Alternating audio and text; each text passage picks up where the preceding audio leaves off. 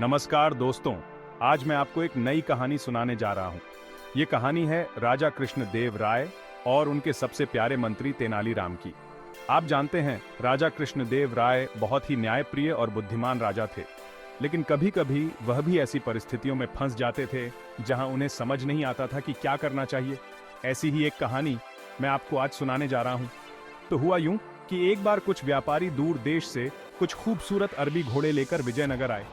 ये घोड़े बहुत ही सुंदर और बलवान थे। राजा कृष्णदेव राय को भी ये घोड़े बहुत पसंद आए। राजा कृष्णदेव राय ने उन व्यापारियों से सारे घोड़े खरीद लिए। घोड़े देखने में बहुत ही शानदार थे। उनकी चमकदार त्वचा, लंबी पूंछ और दौड़ने की रफ्तार देखते ही बनती थी। राजा कृष्णदेव राय बहुत खुश हुए। उन्होंने तुरंत अपने सैनिकों को आदेश दिया कि इन घोड़ों को शाही अस्तबल में ले जाया जाए। लेकिन यहां एक समस्या थी। शाही अस्तबल पहले से ही भरा हुआ था। राजा के पास पहले से ही बहुत से घोड़े थे और नए घोड़ों के लिए जगह नहीं थी।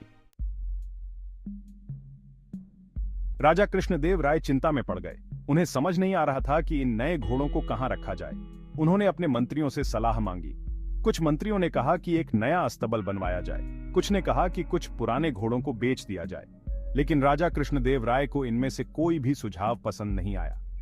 एक नए अस्तबल के बनने में बहुत समय लगता और वह अपने किसी भी पुराने घोड़े को बेचना नहीं चाहते थे। तभी तेनालीराम ने आगे बढ़कर कहा, महाराज, चिंता न करें, इस समस्या का एक आसान सा समाधान है। राजा कृष्णदेव राय ने पूछा, क्या समाधान है तेनालीराम? तेनालीराम ने कहा, महाराज, आप पुराने और नए घोड़ों को एक साथ अस्तबल में क्यों नहीं रख देते? इससे सभी घोड़े एक साथ रहेंगे और हमें अलग से कोई व्यवस्था नहीं करनी पड़ेगी।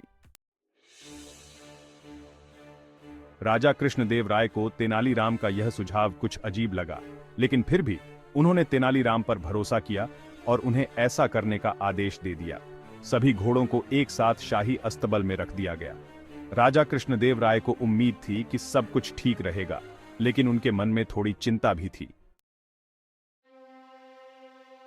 अगली सुबह राजा कृष्णदेव राय बेसब्री से अस्तबल पहुंचे।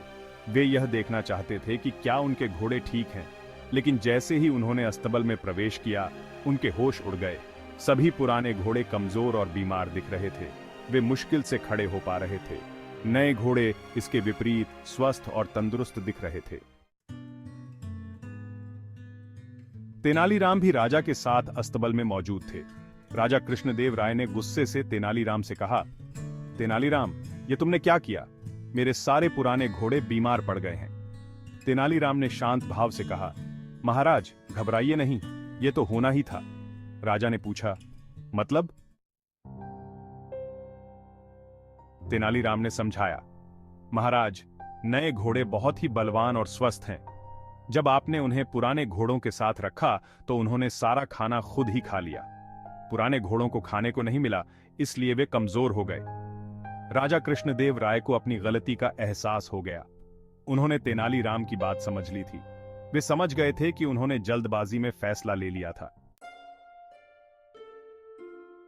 राजा कृष्णदेव राय ने तुरंत सैनिकों को आदेश दिया कि वे नए घोड़ों को अलग अस्तबल में ले जाएं। उन्होंने पुराने घोड़ों की देखभाल करने का भी आदेश दिया। फिर राजा कृष्णदेव राय ने अपनी प्रजा से माफी मांगी। उन्होंने कहा, मुझे माफ करना, मैंने जल्दबाजी में फैसला लिया और आप सभी को परेशानी हुई। मैं वादा करता हूं कि भविष्य में ऐसा दोबारा नहीं होगा। दोस्तों, इस कहानी से हमें यह सीख मिलती है कि हमें कभी भी जल्दबाजी में फैसला नहीं लेना चाहिए।